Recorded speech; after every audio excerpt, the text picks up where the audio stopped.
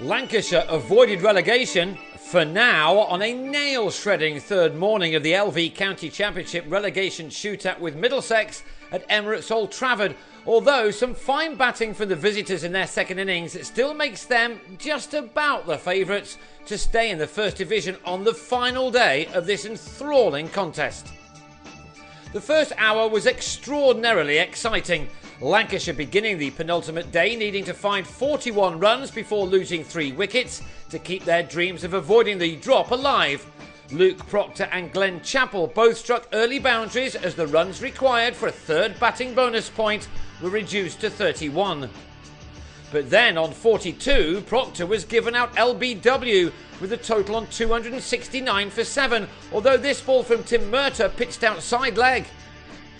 There was no doubt about Simon Carrigan's dismissal in the bowler's next over. He was plumb and went for a duck with 29 more runs to get off 9 overs, with only 1 more wicket to play with to avoid Middlesex from having enough bonus points of their own to guarantee their safety. So it was now remarkably tense, and that tension increased further when Tom Bailey top-edged a pull off Toby Rowland-Jones, one that just evaded John Simpson sprinting back from behind the stumps. It brought the batsman 2 more runs, but now the bonus point scoring overs were beginning to run out, and Lancashire still had to get to 300. Chris Rogers tried to keep Bailey on strike as much as possible. To get away from the bowling, the batsman nearly ran himself out, taking a quick single to mid-on. Chappell, batting with a broken finger, had kept his side in with a shout of avoiding relegation on the previous evening in making 21, but he was not finding facing Rowland-Jones very easy now. 3 times in successive deliveries, the Lancashire captain was beaten outside his off-stump by beauties from the rather unfortunate bowler. So Lancashire were edging nervously towards their target of 300, which at least would maintain their First Division status until the end of this game. If they could get there, then a win would guarantee that it would be Middlesex going down in their stead. The home team were trying to do it in singles until 7 were left to get off the 110th over. To the first ball, with the field out, Chappell connected with this delivery from Rowland-Jones perfectly. It carried the distance and now left just 1 run to get off 5 deliveries. Then Chappell squeezed the next ball through gully to give his team the bonus point they needed. He then immediately declared on 302 for 8 for a lead of 88 on first innings. The game within the game had now ended, and now the equation was a much simpler one. A win for Lancashire would keep them up, anything but would send them back down to Division 2. So the tension now switched to the Middlesex openers, and Rogers was squared up by Chappell, the ball landing just short of the slips. The same bowler then got one just past the edge of Sam Robson's bat.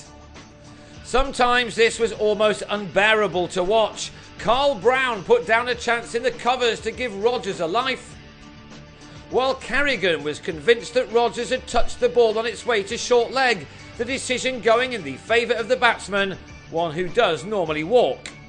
It wasn't all ball on top of bat, however. Both of these openers have to be given a huge amount of credit for battling through the tough times to find some much needed boundaries. Crucially, these two did manage to see off the new ball, and in doing so knocked off 78 runs of the deficit. Some may have been expecting 3 or 4 wickets at least to fall before that deficit had been removed. Lancashire were given more hope when Rogers chopped Bailey back onto his stumps to depart with 21 runs to his name in what may have been his last innings for the county. There must have been plenty of butterflies racing through the bodies of those waiting to come into bat, yet David Milan looked composed and played some lovely shots, which soon had his team back ahead of their opponents with only 1 man out. Just about everything has happened in this match, even Stephen Croft at short leg taking one in the neck off a Milan sweep.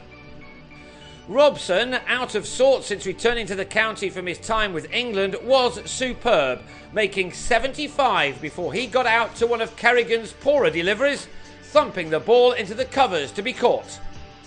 Half an hour later, Joe Denley tried to leave a ball from the spinner alone, but guided it to Paul Horton instead. to leave Middlesex effectively on 48 for 3. So now Owen Morgan's innings was a key one. He stepped down the pitch to try to ease the pressure with a 6 off Kerrigan. But with the lead standing at 92, Milan helped a rising delivery from Junaid Khan to Croft, and with more than an hour left in the day, this was Lancashire's chance to take over. Instead, Neil Dexter blocked out 53 balls before bad light intervened with only one scoring shot, bravely taking the ball on his body rather than giving his prize wicket away. He did offer a chance though, Horton with a drop at slip, which may turn out to be the turning point as Dexter survived the remaining half an hour with Morgan to make the visiting dressing room a happier place than it might have been. Having said that, with one day still to go, the result of this match is not determined yet. With Morgan on 41, Middlesex will go again on the very last morning of a thrilling season with a total of 202 for 4, and that puts them 114 runs ahead. The visitors perhaps won't feel comfortable until they get more than 250 runs ahead, so expect plenty more drama to come yet.